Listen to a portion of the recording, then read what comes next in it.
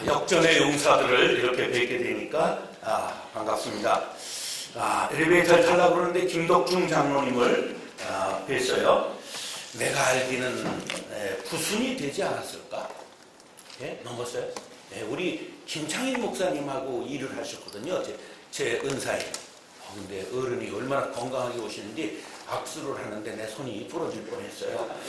야, 정말 건강의 복을 주셨구나. 그런 생각을 했습니다. 한번 따라하시죠. 시대를 분별하라. 이 주제는 영성 세미나더라고요. 그 영성은 뭐냐면 따라하시죠. 사랑하는 님을 닮아가는 것입니다. 영성이 뭐라고요? 사랑하는 님을 닮아가는 것을 영성이라고 그래요. 그럼 우리의 사랑하는 님이 누구예요? 예수님. 그게 간단한 거예요. 영성은 누구 닮아가는 거예요? 예수, 부처님 닮아가는 것. 그 절순이들이고, 그건 이제 불교고, 그 다음에 유교의 영성은 공자님 닮아가는 거고, 공산주의의 영성은 마르크스를 닮아가는 거예요. 이게 이제 그것이 영성이에요. 영성은 그렇게 어려운 것을 쉽게 풀어야 이게 목표가 되는데, 이제 우리 장로님들 뭐 다 이제 끝났으니까 현직에 있는 것들은 좀 잘 알아들었으면 좋겠어요. 왜냐하면 이 목사님을 뽑을 때 어떤 사람을 뽑아야 되느냐 하면 이제 많이 배운 것 중요해요. 근데 그 많이 배운 것을 씨부리는 사람은 어려워요. 영어를 배웠으니까 영어를 씨부리고 히브리어를 배웠으니까 히브리어를 씨부리면 교인들이 못 알아들어요. 그러니까 그것을 쉽게 전달할 수 있는 능력이 있는 것을 검증해야 돼요. 그러니까 대부분 많이 배운 사람들이 잘 전달이 안 되는 이유는 뭐냐면 그것을 전문가의 오류라고 그래요. 제가 이제 그 공고 출신이에요. 공고 출신이니까 인생이 어땠을까? 공고했지. 공고 출신이니까 젊은 날 인생이 공고했지요. 그러니까 공부를 많이 했을까? 그냥 할 만큼만 했을까? 그래도 많이 했어요. 방송통신대학을 11년씩이나 했어. 그러니까 학사 자격은 몇 년에 따는 거예요. 그건 쪼잔한 놈들이 그러는 거고, 저 같은 사람은 11년 걸려서 방송통신대학에서 학사 자격을 땄어요. 그러니까 이제 충분히 세월을 익혔다 그런 얘기죠. 그렇게 해서 공부한 것을 강호학이라고 합니다. 무술을 이제 도장에서만 배운 것이 아니라 이렇게 산천을 주유하면서 천하를 주유하면서 고수들과 대결을 했던 미야모토 무사시와 같이 17대 17번의 진검승부를 해가지고 17번을 전부 이겼어요. 그러면 상대방은 어떻게 됐다는 거예요? 뒤졌다 그런 말이지. 그러니까 이게 미야모토 무사시거든요. 그러니까 이제 저 같은 사람은 문교부 가방권은 길지만 뭐 이제 다닌 것은 삼육깡패학교 뭐 주로 이런 걸 다녔고, 우리 친구들은 가방에서 이렇게 책이 나온 것이 아니라 뭐 좀 몽둥이가 나온다든지 체인이 나온다든지 주로 그런 아주 좋은 공고를 나왔어요. 그럼 공고를 나오면 그 다음에 어디 가야 돼요?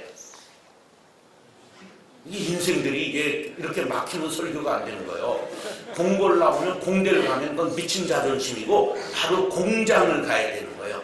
그래서 저는 공장 노동자를 해봤으니까 그 교인들의 상황을 알까? 잘 알지. 사람이 공장도 안 다녀보고 직장생활도 안 해본 것들이 목사를 하니까 이 필드를 모르는 거예요. 그러니까 목사님들을 잘 모실 때 이 학문을 했을 뿐만 아니라 이것을 잘 적용시킬 수 있는 목사님을 만나야 한다 그런 말이에요. 아멘 하는 사람만 상대가 잘 될지어다. 근데 대부분 쪼다들은 어떠냐면 박사학위가 있느냐 이런 걸 본단 말이에요. 한번 따라하세요. 목사가 박사되면 교회가 박살난다. 그런 경우가 많다 그런 거예요. 이제 다 그런 건 아니지만 뭐 이제 좋은 분들도 있어요. 김경진이 같은 아주 양반도 있고 뭐 김은성이 같은 양반도 있는 걸 내가 모르는 게 아니야. 그렇지만은 안 될 것들이 그냥 박사해가지고 교회가 박살나는 경우가 많이 있어요. 그래서 저는 훌러라고 하는 신학대학에서 이제 한국 처음 박사학위를 도입했을 때 1기로 공부를 했어요. 근데 2학기를 공부하고 너무 좋은 강의를 들으니까 야, 이만큼 좋은 강의를 들었으면 됐지 내가 구태여 박사학위를 딸 이유가 뭐가 있겠는가. 그래가지고 모자를 벗어버렸어요. 근데 그 이름이 무슨 학교라고요? 훌러. 그러니까 훌러동 벗겨지라고 하더라고. 그래서 내가 일 중에 가장 잘한 일은 이뿐인가 하노라. 그래가지고 박사를 안 한 것이 아주 잘한 일이라 그렇게 생각이 됩니다. 저는 신학교를 2개를 나왔는데 야매 신학교 하나를 나왔습니다. 서울 양신 야매 시절에 미인가 시절에 나왔어요. 그래서 그래도 거기에는 아주 훌륭한 목회자들이 가르치셨습니다. 곽선희 목사님, 우리 존경하는 임택진 목사님, 아주 훌륭한 실제 목회에 잘하신 우리 선비 같은 어른들이 잘 가르쳐 주셨어요. 그 다음에는 이제 어디를 했느냐 하면 신대원을 방통대학을 통해 가지고 학사 자격을 따고 신학대학원을 했어요. 그러니까 신학대학원을 좋은 성적에 들어갔습니다. 320명 중에 60등으로 들어갔어요. 이 가문의 영광 아니겠어요? 그래가지고 나도 공부를 하려고 열심히 마음을 먹었는데 일이 꼬이려고 그러니까 한 달 만에 데모하다가 잘리고 말았어요. 근데 다시 들어갈 자신이 없더라고. 그래 끝까지 이제 싸워가지고 학교를 제가 점령해버렸습니다. 그래서 이종성 박사님 너무 나이 많으신데 계속 하려고 하지 마시고 집에 가시죠. 그래서 모셔다 드려서 그 후로 다시 못 오셨죠. 이제 그렇게 하고 회장을 하고 그 다음에 전국신학대학원 회장을 하고 잘 나갔는데 받아주는 데가 없는 거예요. 왜? 이게 너무 유명해져가지고 저놈 받으면 교회 망가진다 이래가지고. 그래서 이제 광야를 돌다가 인자를 만났어. 그게 김창일 목사님을 만난 겁니다. 그런데 나는 언제나 강단에서 옳지 못한 얘기를 하는 분을 들이받았거든. 그래서 이제 오늘 받을까 내일 들이받을까 하는데 단증을 까보니까 그분이 혈기도 10단이셔. 나는 혈기도 9단인데. 그래가지고 2년을 벼르다가 못 들이받았어요. 이제 도망가려고 이력서를 내서 명륜중앙교회에서 설교를 했는데 잘한다고 주일 낮에 했거든요. 선배님들한테 자 설교를 하고 오겠습니다. 목사들이 15이나 있으니까 이제 빠져나가 했는데 잘한다고 다음 주일날 또 와달라는 거예요. 그래가지고 야 이제 담임 됐다. 2번 설교를 했는데 연락이 안 오는 거예요. 어느 놈이 운동권이라고 꼬질렀어. 나는 새마을 운동 막 이렇게 숨쉬기 운동 이런 거 외엔 해본 적이 없는데 이게 오해가 된 거야. 그래서 이제 못 가게 된 거예요. 그때 하나님께서 번개같이 지게 깨우침을 주셨습니다. 내가 왜 남의 목회에서 갈등하느냐. 좋은 것은 정면으로 받고 정면교사를 삼고 나쁜 것은 반면교사를 삼으면 되지. 그 하나님의 음성이 저를 만들었습니다. 그래서 목사님의 설교, 목사님의 열정, 있을 때 쥐잡듯 하다가 나갈 때 잘해주는 조폭의 의리, 이 3개는 내가 정면으로 받겠다 이렇게 생각을 하고, 그 다음에 강대상에서 혈기 부리시는 거, 그 다음에 경영을 독재하는 거, 요건 내가 안 죽어도 안 하겠다 이렇게 생각해서 저는 목회의 모든 것을 김창일 목사님에게 배웠습니다. 그래서 제가 개척해가지고 얼마나 제가 시다바리를 잘했는지 그 김창일 목사님이 17개 개척하셨는데 제가 처음으로 현금으로 10억을 받았습니다.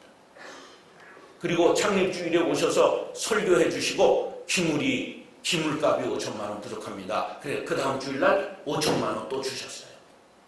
서열 1위만 개척해 주셨는데 17 중에 나 하나만 유일하게 서열 6인데 개척해 주셨습니다. 그래서 선배들이, 물론 선배들이라고 다 나이가 많은 건 아니에요. 제가 좀 늙게 했기 때문에. 그러면 막 제가 얼마나 비볐는지 지문이 없다는 소문이 일산까지 번져가지고 우리 일산의 후배가 날 보더니 형님 저 손 좀 봅시다. 그래서 왜 그래? 그리고 보여줬더니 지문이 있네? 그러더라고요. 우리 강원에는 이 비비는 게 없어요. 근데 하여간 저는 잘 김창일 목사님 섬겨서 인생이 뚫리기 시작한 사람입니다. 그래서 일산에서 23년 했는데 여러분들은 뭐 일산에 사시지 않으니까 잘 모르죠. 일산에서 정식으로 주일 수요일 등록한 사람들이 23년에 5만 명, 그리고 신방 가면 또 가족들이 걸린 사람 해서 6만 명이 등록했습니다. 그리고 제적 인원은 끝날 때 2만 명, 출석은 애들까지 11,000명 했습니다. 예산은 165억, 복지재단의 예산이 300억, 그리고 은행에 마이크로 크레딧 은행이 있는데 80억, 그리고 유치원부터 고등학교까지 세운 것이 100억, 직원은 총 950명. 그래서 1년에 600억 정도는 결제를 제가 했습니다. 그런데 퇴직금 30억 결정했는데 받지 않고 제대했습니다. 그래서 원로 목사 그런 건 난 하나님 앞에 하지 않는다, 그렇게 생각하고, 저는 하나님 앞에 어린아이다, 말할 줄 모르는 아이다, 그렇게 생각하고, 원로 이런 건 없다. 그리고 교회에서 호적을 파가지고 저는 그 교회의 교인이 아닙니다. 그래서 교회와 관계를 끊기 위해서 민통선 안에, 철조망 안에 들어가서 조그만 집을 하나 짓고 거기에다가 통일 기도의 집 이렇게 세워놓고, 마침 코로나가 와서 혼자 고라니 따라다니고 멧돼지 잡으러 다니고 이렇게 지뢰밭에 들어가서 산삼 캐러 다니고 그렇게 혼자 하다가, 이제 코로나가 끝나니까 부르는 데가 많아서 매일 집회하러 다니고 벌써 올해만도 부흥회 6번 했습니다. 그래서 이렇게 부흥회 하러 다니고 그 가난한 데 가서 먹여주고 다 살해받지 않고, 부자들 가서는 잘 받아먹고 그렇게 하면서 잘 살아가고 있습니다. 현직에 있을 때 교회를 25개 세웠고요. 은퇴해서 4년 동안 교회를 3개 세웠습니다. 그래서 2,000명 넘는 교회가 4개, 그리고 500명 넘는 교회가 4개, 300명 넘는 교회가 한 6개 됩니다. 제자 중에 평양로에서 제일 큰 교회 주사랑 교회가 1호 개척한 교회고, 그 다음에 요새 제일 유튜브 스타인 제자광성교회 박한수가 바로 20년 전 73억 주고 70명 분립해서 개척해준 제자입니다. 그리고 이제 마지막에 하도 제가 인물이 좋으니까 가라고 해도 흩어지지 않아서 이제 4,512명을 잘라가지고 110억 들여서 분립 개척한 교회가 거룩한 빛 운정교회인데, 거룩한 빛 운정교회가 5년 만에 올해 204명을 분립해서 10억을 주고 분립 개척해서 손자교회 1호가 생겼습니다. 그리고 거룩한 빛 광성교회가 194명을 분립해서 손자교회 2호가 올해 1월 둘째 주일날 생겼습니다. 교회는 교회를 낳아야 합니다. 노가리만 까가지고는 안 되고요. 자기 교회만 세워나가는 것은 그건 바로 바벨탑을 쌓는 것입니다. 한번 따라서 교회는 교회를 낳아야 합니다. 예, 교회가 큰 것, 교회의 역사 이런 거 자랑하지 말고 교회는 교회를 세워야 합니다. 예, 이럴 때 아멘이 잘 안 되죠. 경험이 없으니까. 그런데 무조건 해봐야 합니다. 그래서 부목사들에게 월급을 많이 주고 좋은 대우를 한다고 그들이 충성하는 게 아니라 무조건 부목사들에게 개척을 해주면 충성합니다. 그래서 제가 심우했을 때는 전국에서 가장 부목사들이 가고 싶은 교회에 1위를 했습니다. 그 까닭은 누구든지 원하는 대로 해줍니다. 개척하겠냐? 선교사 가겠느냐? 유학 가겠느냐? 청빙 추천해줄까? 전부 해줬습니다. 그래서 개척 25개 하고 끝냈고, 그 다음에 청빙에서 담임 보낸 애들이 한 15대고요. 유학 15명 보내서 유학 가면 공부를 잘하든 못하든 가겠다고만 하면 한 달에 100만 원씩을 3년을 줬습니다. 그리고 이제 선교사 가겠다고 하면 영어가 되든 안 되든 무조건 35명을 선교사로 파송했습니다. 여러분들 교회는 노가리로 되는 게 아니에요. 무조건 사랑을 입으로 말한다고 되는 게 아니라 무조건 실천해야 되는 것입니다. 그래서 지역사회를 위해 80억짜리 마이크로 크레딧을 세워서 2천만 원씩 400명에게 사업 자금을 대주는 은행을 세웠습니다. 그래 2억은 우리 자본금이고 정부에서 은행에 잔존이 있지요. 은행에 그 찾아가지 않는 돈들이 있습니다. 휴면 계좌라고 말하는데 그 휴면 계좌가 국회를 통과해서 마이크로 크레딧 사업에 대출해주는 그런 제도가 생겨서 78억은 정부의 돈을 받아서 그것을 우리가 은행원 3명을 두고 그것을 집금까지 하고 있습니다. 물론 3분의 1은 이미 망해가지고 날아갔지만 그건 정부가 상각해 주는 거고요. 그런 사업을 하고요. 지역 주민을 한 주에 2,500명이 교회를 드나들 수 있도록 해서 그들이 교회에 들어올 때는 절대로 전도를 못하게 합니다. 그래서 마음껏 교회를 드나들 수 있도록 그걸 꼬실레이트라 그렇게 말합니다. 그래서 그걸 이제 전문적인 용어로는 접촉점 전도 그렇게 말해서 모든 접촉점을 만들어 놓습니다. 식당, 커피숍, 그다음 중고물품 판매점, 체육관, 그다음에 목공실, 화원, 또 뭐 별의별 걸 다 해놓습니다. 탁구장, 헬스장, 그리고 문화강좌를 200개나 했습니다. 그래서 수 없는 사람들이 교회를 드나들 수 있도록 오픈해서 그래서 지역에서 가장 좋아하는 교회, 지역 사람들이 좋아하는 교회, 학교를 200억 들여 이제 세웠는데 지역사회에서 알아주는 명문학교로 발돋움하고 있습니다.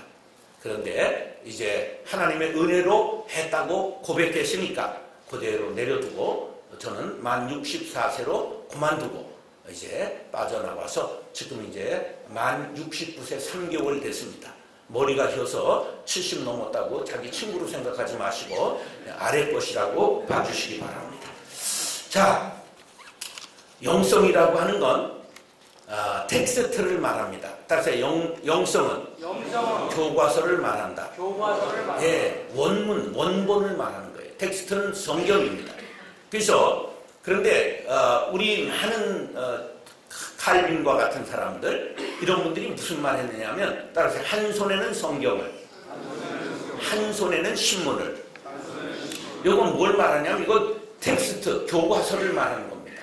그럼 신문을 뭘 하느냐 콘텍스트를 말해요. 이건 상황을 말하는 거예요. 그러니까 성경을 아무리 잘 많이 읽어도 상황 시대를 읽지 못하면 시대에 맞는 교회 시대에 맞는 교인 시대에 맞는 설교를 하지 못하는 거예요. 그러니까 지금 허공에 흩어져 버리고 마는 거예요. 그러니까 이것이 그냥 공허해지는 거예요. 그러니까 시대에 맞는 말씀, 시대 정신을 깨울 수 있는 설교가 돼야 되는 거죠. 그래서 가장 중요한 게 뭐냐 하면 공부를 많이 해서 성경을 정통했느냐 그것과 함께 이분이 치열하게 삶을 살 수 있느냐 그런데 이게 살아보지 않고 어떻게 합니까? 그래 결혼은 무조건 하는 겁니까? 살아본 다음에 해야 됩니까? 이게 참 이게 인류의 영원한 이게 미스터리입니다. 그래서 생긴 게 약혼제도고 그래서 생긴 게 위임제도입니다. 그러니까 바로 위임하는 경우는 어떠냐 하면 다른 데서 한 것을 봐서 검증이 됐다 이런 걸 뜻하고 이제 담임을 모신 다음에 3년 후에 1년 후에 위임하는 것은 바로 약혼 시대를 보내는 걸 뜻하는 겁니다. 이제 그런 것들을 이해하시고 반드시 우리가 시대를 분별하지 못하면 교회가 쇠퇴되고 그리고 전부 우리 복음이 이 땅에 뿌려졌으나 열매를 맺지 못하는 안타까움을 겪게 된다 그런 말이에요. 자, 한번 영성은 실령영자인데요. 실령영자를 한번 마음에 그려보시기 바랍니다. 실령영자를 맨 위에 뚜껑은 무슨 글자로 되어 있습니까? 실령영자의 맨 뚜껑에는 무슨 글자로 되어 있어요? 비우자가 되어 있잖아요. 그럼 비우 아래 입구자가 몇 개 있어요? 3개는 사람들 그런 뜻이에요. 3사람, 사람들 그런 뜻이에요. 그럼 그 아래 글자가 뭘까? 이게 문제라. 이게 문제라. 그 아래자가 무당 무자예요. 무당 무자. 그러니까 이 영성이 실령영자는 어느 시대에 만들어졌느냐? 바로 샤머니즘 시대에 만들어진 글자예요. 오래전. 그럼 우리 한민족의 본래의 종교가 뭐예요? 샤머니즘이에요. 샤만, 무당이 왕을 했던 단군, 박달나무 아래의 사람, 무당이라는 뜻이에요. 왕검, 왕을 추장을 했다는 거예요.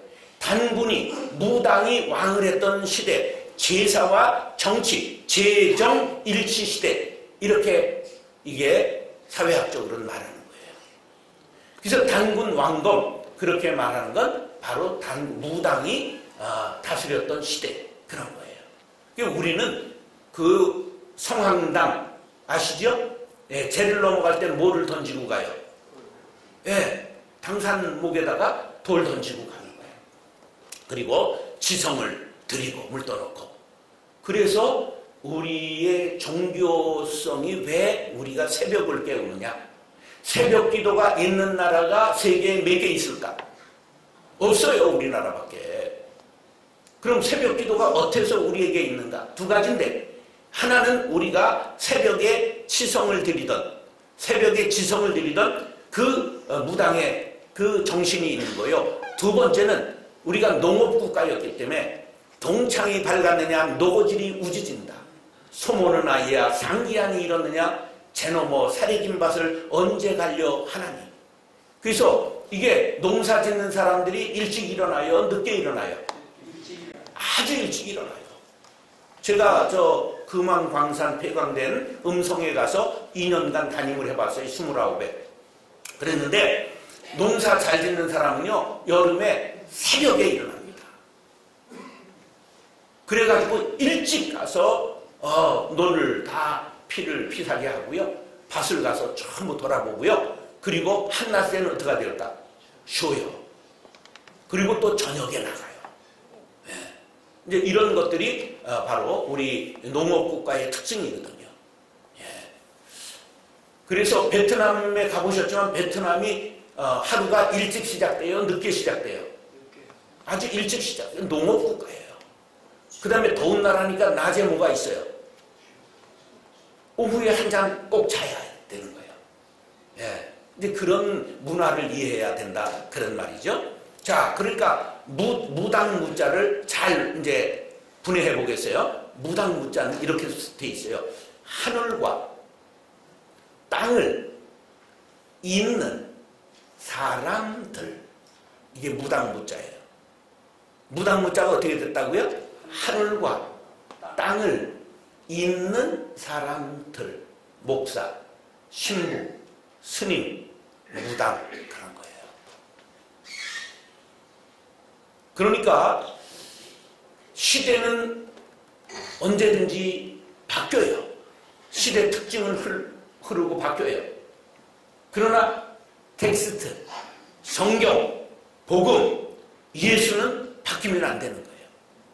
그래서 하늘의 소리를 전해야 되는 게 누굴까? 바로 목사가 돼야 되는 거예요. 우리 신앙인들이 돼야 되는 거예요. 그걸 영성이라고 하는 거예요.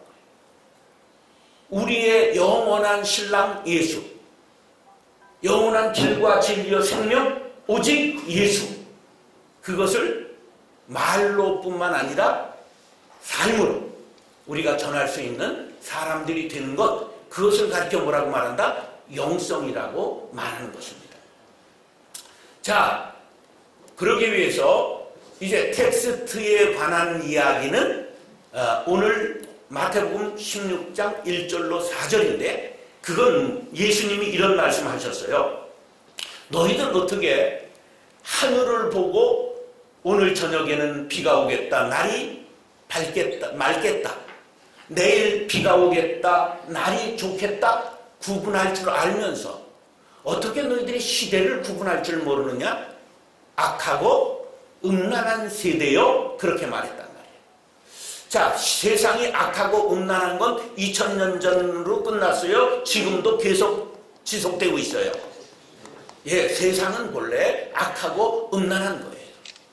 그러니까 이 세상에서 예수의 영성을 가지고 들어가서 세상을 거룩한 세상으로 만드는 것, 이것이 바로 기독교 크리스찬의 역할이라 그런 말이에요.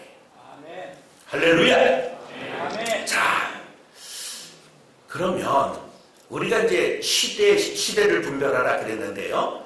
시대는 여러 가지 분류법이 있어요. 다 들으신 건데 석기 시대가 있었어요. 청동기 시대, 철기 시대, 이렇게 통생이라는 학자가 나눴고요. 마르크스도 원시공산제, 고대노예제, 중세봉건제, 자본주의, 공산주의 이렇게 시대 구분을 했어요. 근데 우리가 쓰고 있는 것은 서양에서 구분한 것입니다. 서양식 시대 구분은 고대, 그 다음에 중세, 근대, 현대 그렇게 나누는 거예요. 그런데 지금 시대가 이상해요. 아주 이상하죠. 요새 아래 것들이 하는 것을 이해가 돼요? 안 돼요? 예. 그래서 이게 문명의 흐름이 엄청나게 조류가 빠르게 흐르기 때문이에요. 보세요. 1차 산업혁명이라는 말은 들으셨죠? 이것은 농업화의 물결이 흘렀어요. 농업화의 물결은 이제 어떤 물결이 흘렀느냐 하면 5,000년 동안 유구장창 농업화의 물결이 흘렀는데 그 변화는 1% 정도가 변화했어요. 지금 이제 선진국의 특징은 뭐냐면 개발도상국들은 10%도 성장을 하지만 우리나라가 평균 8%, 10%를 성장했던 아주 대표적인 개발도상 국가예요. 그게 중국이 이거 뒤따라왔었던 거거든요. 그런데 선진국이 된다는 건 뭘 의미하느냐면 한 2%대에 머무는 거예요. 그래서 2.5% 하면 엄청나게 잘 가는 거예요. 그래서 지금 우리나라가 요새 경기가 좋아요, 나빠요? 나쁘죠. 뭘 보면 하느냐? 종로 2가 3가에 1층이 임대로 나온 게 건성드뭇하다는 걸 보면 알아요. 이건 큰일이거든요. 예.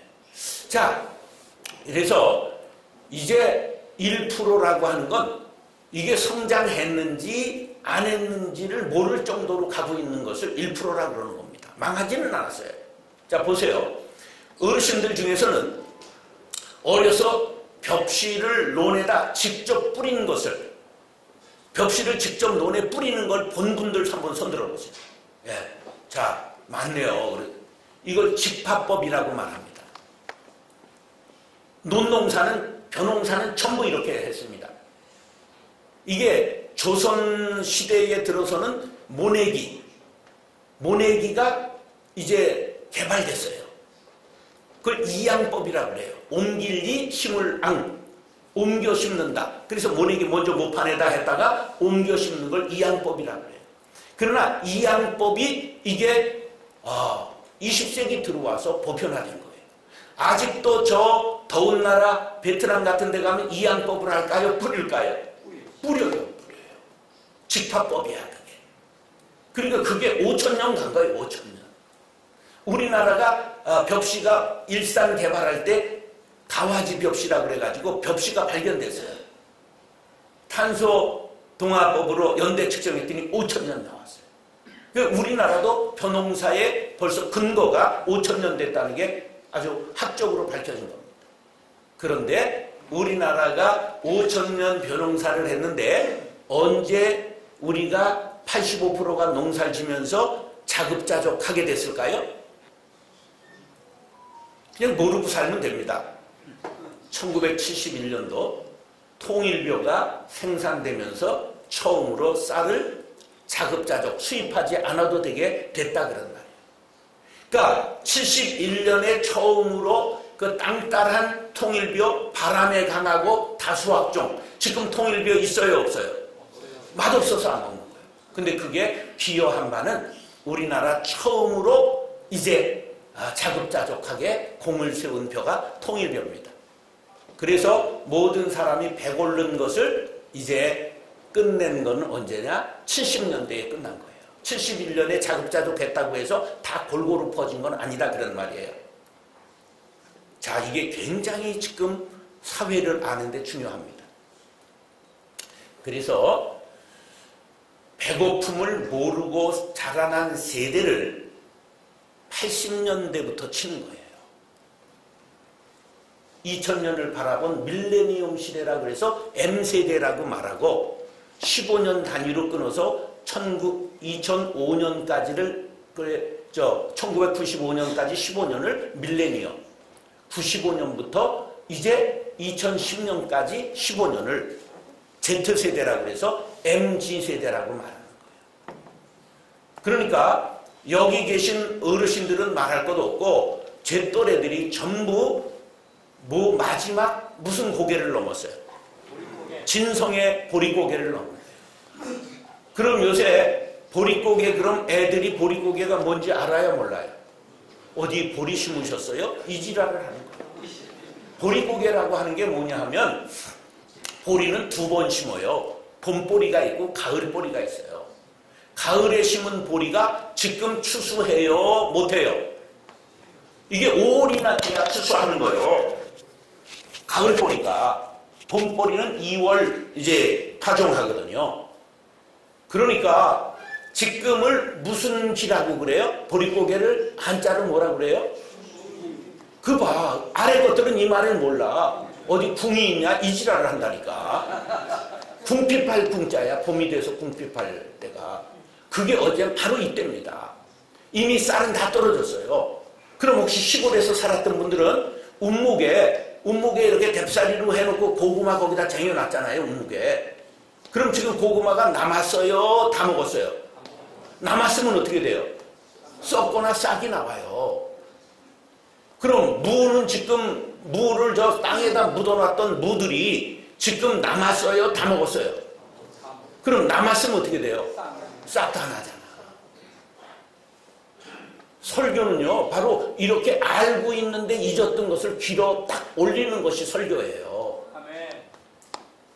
그런데 여러분의 목사들이 너무 많이 배운 거야. 사람의 니들을 몰라. 그게 헛도는 얘기를 하는 거예요. 그래서 우리 후배 제 제자인 최영만이라는 개그만이 얼마 전에 그 자기 인간극장 촬영하러 와가지고 목사님, 그 시니어 교회를 좀 해주세요. 내가 할 마음이 있어요. 어른들의 니들을 좀 누군가는 채워줘야 되겠다. 근데 우리 동네에서 하면 내가 제자들의 밥을 뺏어 먹는 거니까 할 수가 없어서 참 안타까운데 어른들 참 교회에 들리지 않는 설교를 들으시느라고 얼마나 수고가 많으십니까? 왜냐하면 사람이 모르는 걸 얘기를 하면 3번만 모르는 얘기가 떨어지면 뇌가 잠잡니다. 듣기를 거부하고 수면 모드로 들어갑니다.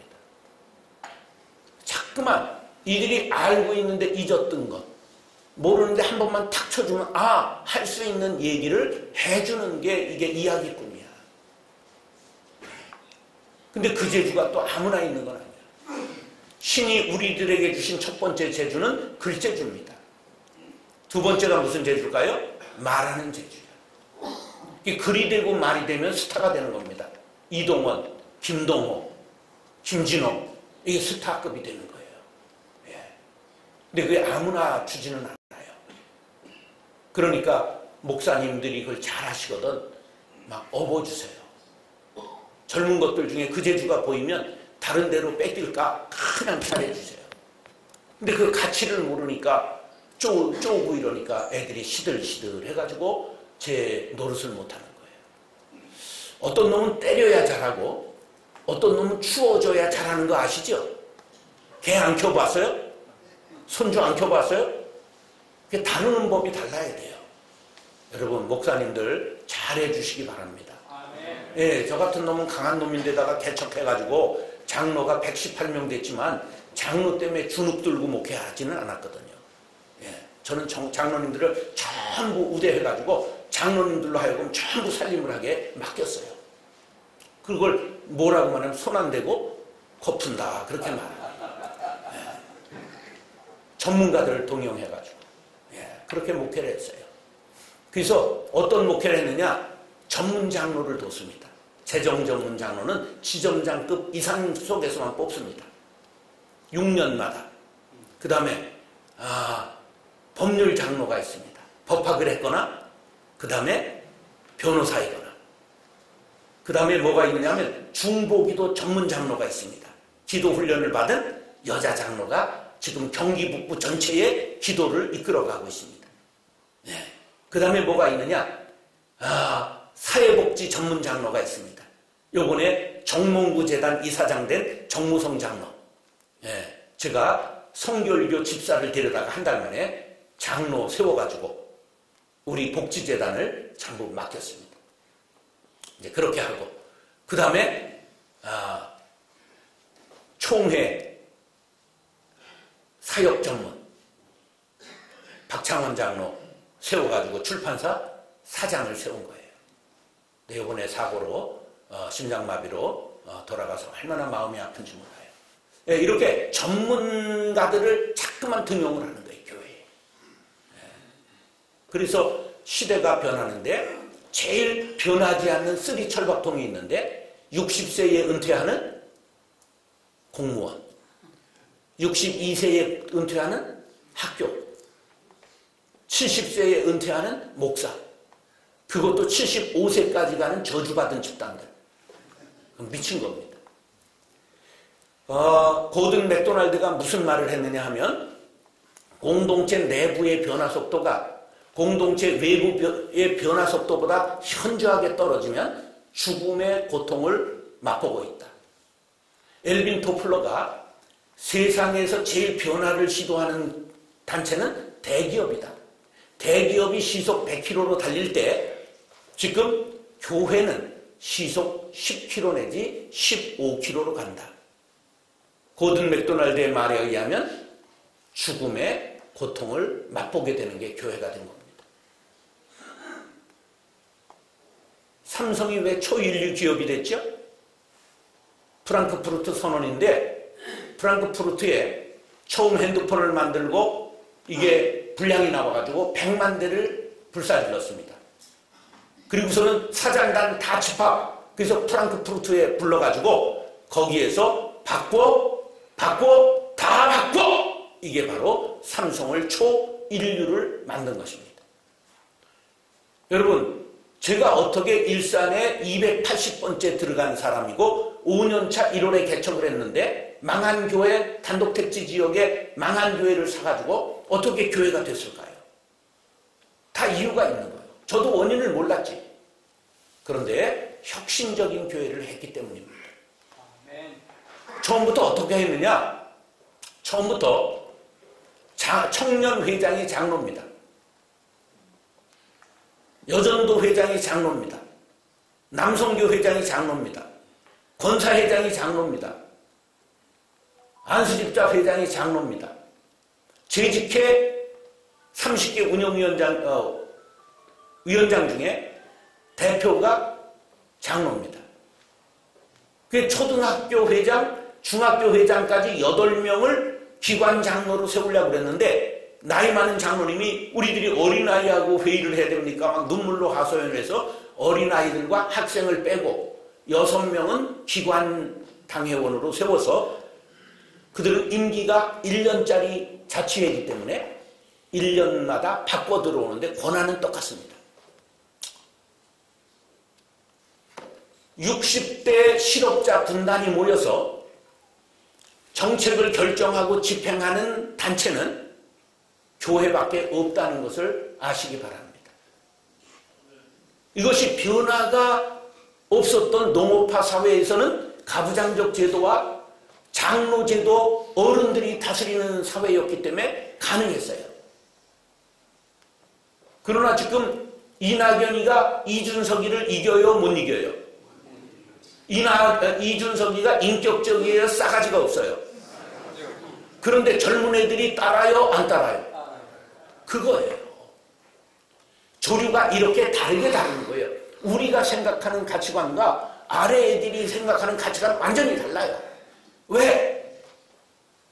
1980년 이후에 태어났기 때문이에요. 뭐를 모르고 자랐다고요?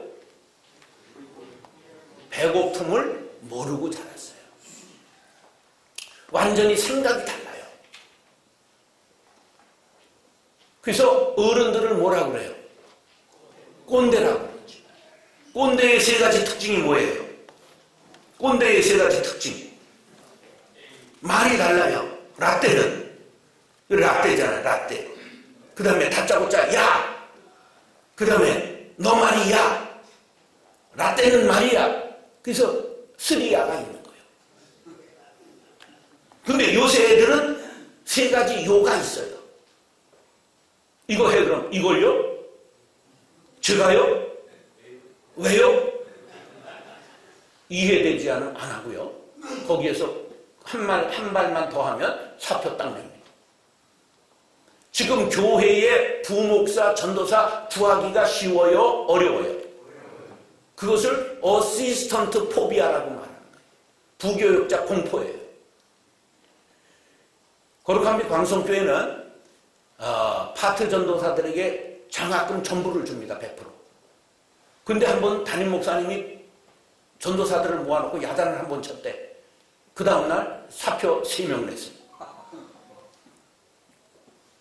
야단 먹고 안 삽니다. 이게 시대 정신이 다른 거예요. 이렇게 흐르고 있어요. 바닷물이 지금 똑같이 흘러갈까요? 밑에 조류는 다를까요? 똑같은 거예요. 그러면 우리가 원주민이에요? 걔네들이 원주민이에요? 모르시는구나. 걔네들이 원주민인 거예요. 우리가 이주민이야. 그걸 뭐라고 말하죠? 디지털 원주민이라고 말하는 거예요. 기계를 누가 잘 다루느냐 그런 말이에요. 걔네는 태어나면서부터 손에 들고 있기 때문에 이해가 그냥 눌러본 거예요. 어린 애기 때부터. 그냥 자연스럽게 몸이 체화된 거예요. 근데 우리 이해가 돼야 되니까 저는 지금 최신형 핸드폰을 일주일 전에 샀어요. 이게 무슨 뭐 통역도 된다고 그러고 막 그래서 그런데 그건 저한테 관심 없어요. 저는 걸고 받고 찍고 3가지만 합니다. 예, 사진을 제가 핸드폰 사진전을 3번 한 사람이에요.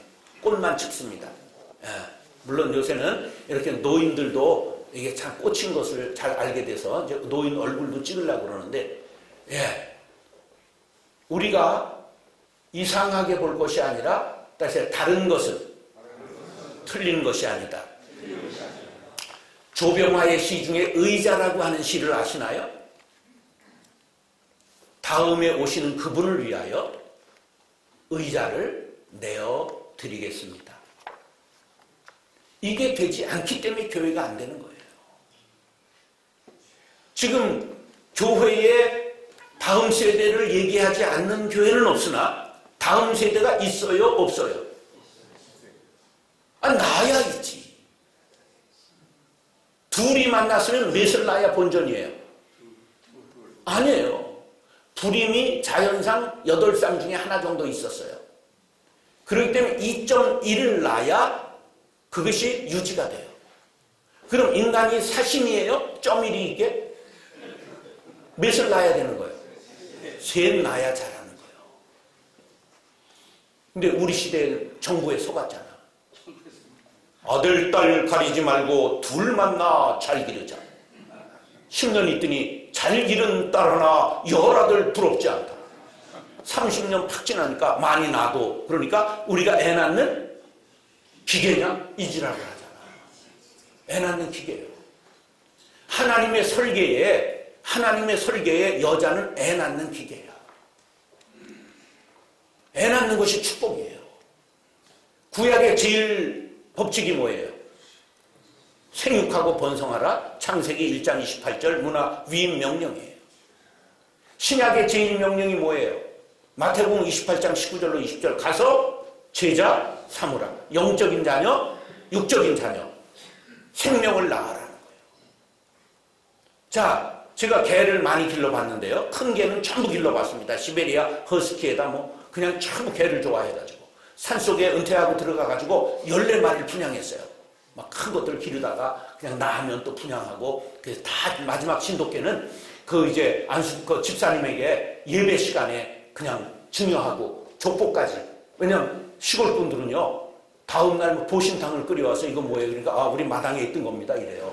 근데 이 진돗개 족보 있는 걸 잡수시면 안 되니까 된장 바르시면 아니 됩니다. 이거 족보 있는 겁니다. 그래 교인들 15명 있는데 그 앞에서 족보를 드리면서 살려달라고. 그래 지금 가끔 가면 농장 가서 인사를 합니다. 예. 개의 젖이 10개 있는 까닭은 뭘까? 10마리 날 걸 대비하는 거예요. 돼지에게 젖이 12개 있는 건 뭘까? 12마리 날 것을 대비한 거예요. 여자들에게 젖을 2개 주신 것은 무슨 까닭일까? 쌍둥이 날 걸 대비하신 거야. 이런 깨달음들이 우리가 없었단 말이야. 그러니까 정부 구호에 기독교인까지 놀아났기 때문에 기독교인이 애 낳는 숫자와 세상 사람들이 애 낳는 숫자를 비교한 통계가 있어요? 없어요? 없어요. 똑같기 때문에 우리가 성경을 잃은 거예요. 텍스트를 잃어버린 거예요. 생육하고 번성하라는 거죠. 여러분, 변화하는 시대에 그대로 옛날 관행을 하면서 다음 세대를 논하지 마시기 바랍니다. 그것은 노가리라고 말하는 거예요. 다음 세대를 위해서 다음 세대를 운영 구조에 들이시기 바랍니다. 아멘. 아멘 하는 교회만 될지어다. 자, 보세요. 53년부터 63년을 전후 세대의 보릿고개라고 보릿고개를 보낸 베이비 붐이라고 말하잖아요. 그 다음에 2차 베이비 붐이 64년부터 79년인데 이들은 경제 성장을 동시에 경험해요. 그 다음에 이제 80년부터 94년을 M세대라고 말하고 95년부터 2010년을 이제 Z세대라고 말하는데 이때는 또 고속 성장이 아니라 저성장 시대의 아이들입니다. 그래서 이 아이들의 특징이 뭐냐? 한번 따라서 제멋대로, 반항적, 튀는, 주위의 눈치 안 보는, 이게 바로 MZ세대의 특징입니다. 그래서 이들이 직장에서 특징은 뭐냐 하면 맞지 않으면 사표내는 거예요. 네. 부장이 이제 9시 출근 시간인데 9시 전에 와 있는데 MZ세대가 딱 9시에 정문에 탁 들어오는 거예요. 그러니까 너 좀 일찍 오면 안 되냐? 왜요? 부장님 왜 일찍 오세요? 그 한마디 더 하니까 사표냅니다. 이러는 거. 나 사표내라고 그런 게 아니다. 그러니까 옆에 있는 중간 직원이 사표 받으시면 안 됩니다. 나 지금 10년 됐는데 밑에 애들이 하나도 없습니다. 이게 교회는 대책 없이 시대를 읽지 못하고 자기들만의 리그를 만들기 때문에 다음 시대를 얘기를 하나 다음 시대를 길러낼 수 없는 것입니다. 판을 깔아 주시기 바랍니다. 아멘. 다르지만 그들이 또 복음 받아들이고 성령 받으면 그들이 또 하나님의 나라를 만들어가게 될 것입니다. 아멘. 그들의 장점이 많이 있어요. 그들은 개성이 있고 디지털 원조문이 있고 트렌드에 강하고 이색 경험을 좋아하고 SNS에 강합니다. 그렇기 때문에 우리가 모르는 새 세상을 만들어낼 수 있는 가능성이 그들에게 있다는 겁니다. 그들은 다른 것을 추구하고요. 자기 취향을 추구하고요. 아주 모르는 타인과도 SNS를 통해서 연대하고요. 명품 좋아하고요. 미식 플렉스로 어디 외국에 맛집 있으면 외국 여행의 목표가 뭐냐? 그 맛집 가기 위해서 갑니다. 우리가 보면 미친놈들이죠. 근데 인생을 왜 그렇게 사십니까? 우리들한테 얘기를 하는 거예요. 따라서 다른 것은 틀린 것이 아니다. 다른 것을 인정해야 공존합니다. 아멘. 여러분, 우리가 세상과 싸워 지기를 결사한 집단과 같이 60대가 모여서 결정하고 나를 따르라. 그러니까 빈술에만 가고 있는 형국이 된 것입니다. 그래서 우리는 이들을 수용해야 돼요. 그래서 시대가 바뀐 것을 인정해야 됩니다. 나만의 리그를 만들어서 당회를 장악하고 교회를 장악하려고 하지 말고 하나님 나라를 만들기 위하여 과감하게 문호를 개방하시기 바랍니다. 아멘. 그래서 저는 처음부터 문호를 완전히 개척 때부터 낮췄습니다. 모든 의논 구조를 아주 처음부터 청년 의견이 들어오고 청년 의견이 나가 직접 전달될 수 있도록 여자들 장로를 세우기 시작했는데 여자 장로 20명 있습니다. 여자들끼리 4명을 후보를 내서 그 중에 1명을 뽑습니다. 자, 장로는 원 장로교 제도가 대의원 제도입니다. 세례교인 몇 명당 장로 하나를 세우게 되어 있죠?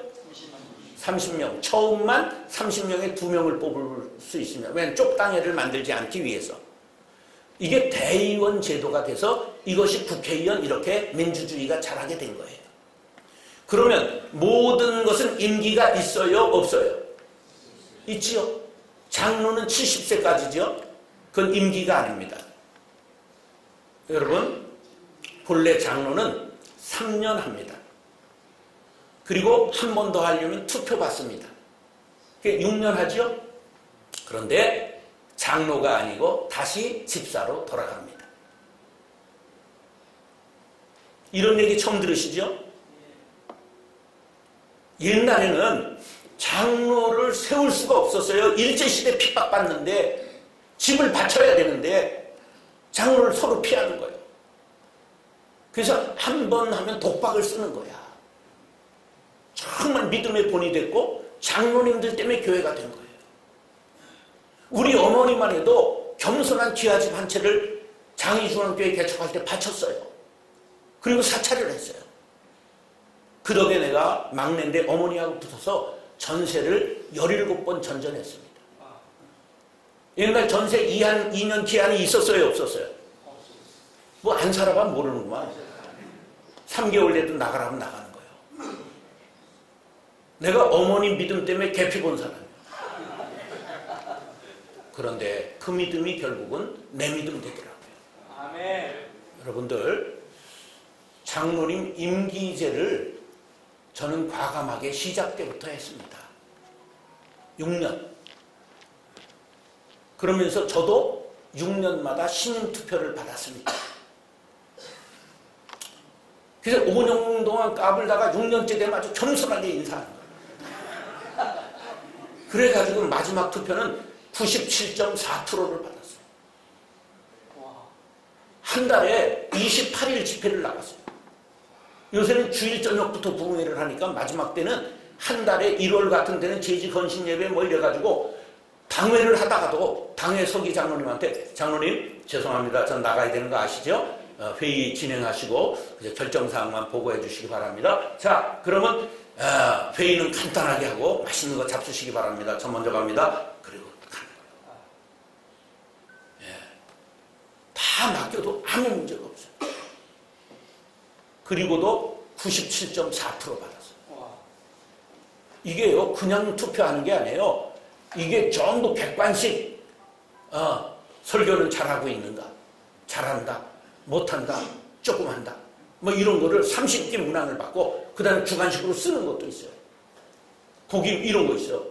목사님 왜 새벽 기도 안 하십니까? 그럼 또 답변하는 시간을 내가 가져요. 아니, 목사가 지금 몇십 명 있는데, 왜 늙은 내가 다 해야 되냐? 그 젊은 놈들한테 기회를 좀 줘야 되는 거 아니냐? 막 할 말이 얼마나 그런지 있잖아요. 예. 이제 이렇게 하고, 그래서 웃으면서 하는 거예요, 웃으면서. 예. 따라하시죠. 싸우면서 할 만큼. 좋은 일이란 없다. 예. 하나님의 은혜로 김창익 목사님한테 반면교사를 삼아서 교인들하고 한 번도 안 싸웠습니다. 여기다 이렇게 회의할 때 붙여놓습니다. 부드러운 혀는 뼈를 꺾느니라. 잠언 25장 15절 말씀. 팻말을 딱 놓고 저기서 의장 그러면 집사님 아침 밥알이 곤두섰어. 왜 그렇게 소리를 빽빽 질러. 마이크 있으니까 저 얘기 조용조용히 해봐. 예, 그럼 이제 나 그 팻말을 보고 이럽니다. 저 새끼는 헌금 내고 저지랄 하는데 헌금을 받아먹고 사는 나는 들을 의무가 있지. 그럼 이제 웃음이 나잖아요. 여유를 가지면서 교인들하고 23년 동안 나 때문에 떠난 사람 한 사람도 없습니다. 상처받았다는 사람이 있어서 한 달 찾아가서 교회 다시 나왔습니다. 한 사람도 실족시키지 않는 것. 왜 내가 퇴직금을 안 받았느냐? 당회에서 30억을 결정해 왔는데 받는 순간 나는 좋지만 적어도 몇 년도 떨어질 수 있겠지. 상처받을 사람이 있잖아요. 어떻게 목사가 30억을 받냐. 그래서 받지 않아서 아주 때깔도 좋게 잘 살고 있습니다. 교회를 상관관계 끊고 선교회를 만들어서 통일기도, 두 번째 목사들 직업학교, 그리고 세 번째 고아들 37명 고아원 나온 아이들을 뒷배를 봐주고 있습니다. 고아원 나오면 300만원, 400만원어치 침대, 이불, 냉장고, 전자레인지 모든 가전제품 전부 사줍니다. 그리고 올해는 정선 비발디로 스키 여행 보냈습니다. 재작년에는 블라디보스톡 여행 보내고 작년에는 제주도 여행 보내고 전부 그렇게 비빌언덕이라고 해서 고아들을 돌보는 일을 합니다. 그 돈 어디에서 나올까요? 교인들이 10,000원씩 내는데 목사가 어떻게 사나 불쌍히 여겨서 10,000원씩 내는 게 한 달에 3,000만 원 나옵니다. 직원 3명 월급 주고 잘 살고 있습니다. 목사님들 모든 직업을 배우겠다고 하면 용접기술 면허 따는데 300만 원 듭니다. 그거 다 대주겠다는 거예요. 직업을 갖겠다고만 하면 모든 직업을 다 대주겠다. 사모님들 직업 갖겠다고 하면 전부 뒤를 내가 봐주겠다. 그렇게 해서 지금 직업학교도 시작했습니다. 우리가 죽고자 하면 삽니다. 내가 살고자 하면 교회를 죽일 수가 있어요. 시대가 변했습니다. 우리도 변해야 됩니다. 아무리 좋은 얘기도 이게 시간을 녹이면 죄인 줄 알아서 이제 마지막 한 얘기만 하고 끝내겠습니다. 인간이 만물의 영장인데 가장 영특해요. 그런데 이 영특한 것이 잘못되면 자기를 위해 조직을 죽이는 건 인간만이 없다는 걸 제가 자연을 보타면서 알았습니다. 자, 보세요. 동물의 왕국을 보면 사자가 늙으면 무리에 있습니까? 쫓겨납니까? 자, 누구에게 쫓겨나요? 자식에게 쫓겨나는 거예요. 근데 이게 순리를 따르는 거예요. 뭐를 위해서? 조직을 위해서. 하위계체인 하이에나의 밥이 돼서 죽습니다. 조직을 위해서. 강한 자가 무리를 거느려야 무리가 살아났기 때문에. 자, 벌을 보세요. 벌의 천적이 뭡니까? 말벌이에요. 벌은 침이 총알이 한 방밖에 없어요. 쏘면 내장까지 빠져 죽습니다.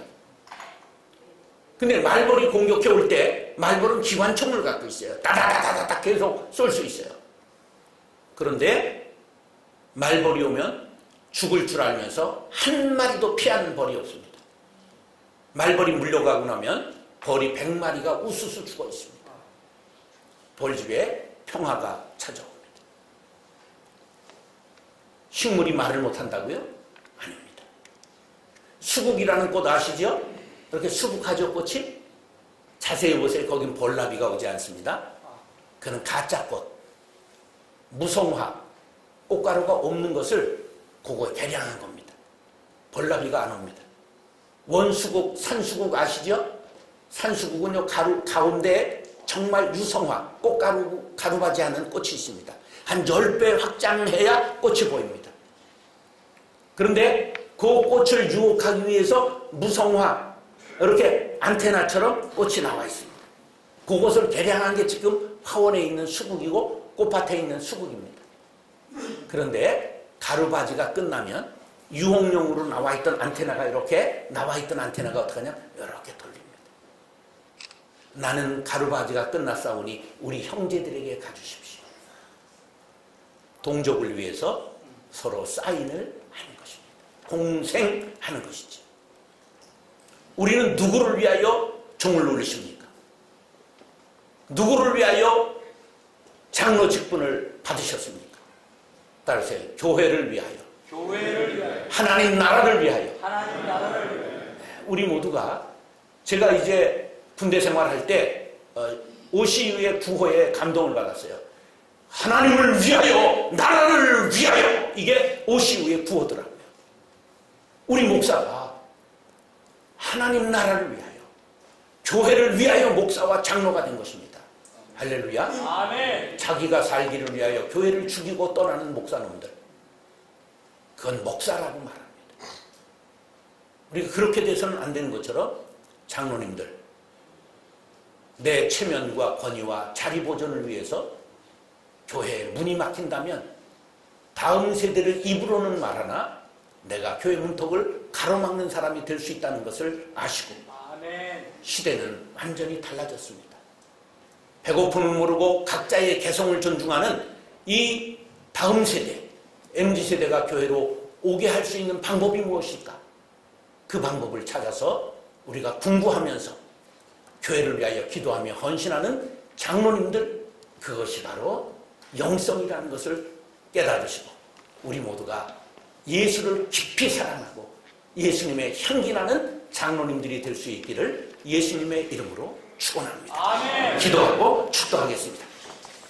사랑과 은혜가 풍성하신 아버지 하나님, 예수님은 우리에게 시대를 분별하라고 말씀하셨습니다. 아멘. 시대는 언제나 악하고 음란합니다. 거기에다 지금 현 시대는 너무나 빠르게 변합니다. 아버지, 우리가 감당할 수 없사오니 성령님 우리들에게 깨달음을 허락하여 주옵소서. 아멘. 지혜를 허락하여 주옵소서. 다음 세대를 위하여, 오시는 그분을 위하여 의자를 내어 드릴 수 있는 현인이여 지혜자여 대인들이 되게 하여 주옵소서. 아멘. 나로 인하여 교회가 되게 하여 주옵시며 나로 인하여 하나님 나라가 이 땅에 우뚝 서게 하여 주옵소서. 아멘. 그리하실 주님을 찬미하며 예수님의 이름으로 축복하며 기도드리옵나이다. 아멘. 지금은 우리 주 예수 그리스도의 은혜와 하나님 아버지의 그 크신 사랑과 성령의 교통하심이 24개 총동문에 모여 영성 세미나를 갖는 장로님들 위해, 교회 위에, 한국교회 위에 이제부터 영원까지 함께 하옵시기를 간절히 축원하옵나이다.